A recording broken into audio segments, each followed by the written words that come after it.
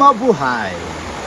The Carmelite friars go for community outing, part of relaxation, part of living together as community.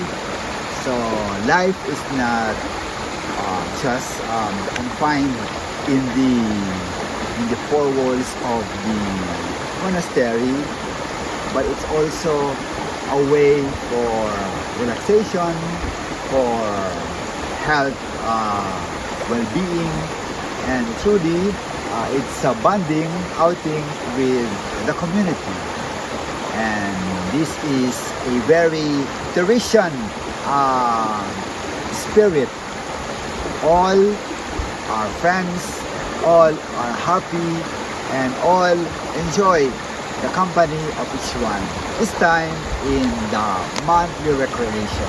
So we will have this recreation from time to time, so that we will have always a bonding spirit, brotherhood, enjoying the beauty of nature and the company of one another. So our brothers will have this beautiful and happy bonding together through this recreation. Come, let us swim! 4, 3, 2, 1, okay. From James Santo City. Wow, look at that. From Singapore. Wow. What a jump. Okay. The best is Vietnam. Okay. Pampanga. Pampanga. Gonna jump. Osmal, 1, 2, 3. Perfectamente. Okay. Beautiful. About from Naga, ho? There, oh? Alamig pa na tubig. Oo. Here, from Ho Chi Minh. Ho Chi Minh. Beginner. Beginner. Very proud. Very proud. Okay, see? Group picture.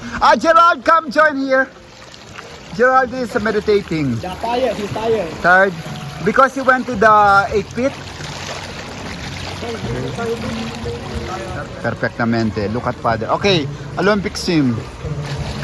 Okay, perfectamente. Olympic swim. This is Olympic swim pool. Okay. Woo!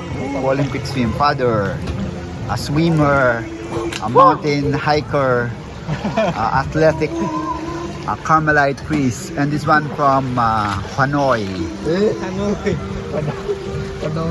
And the two Filipinos from Naga, Camarines Norte, and from Dipolog, Zamboanga del Norte. And then here is the fish.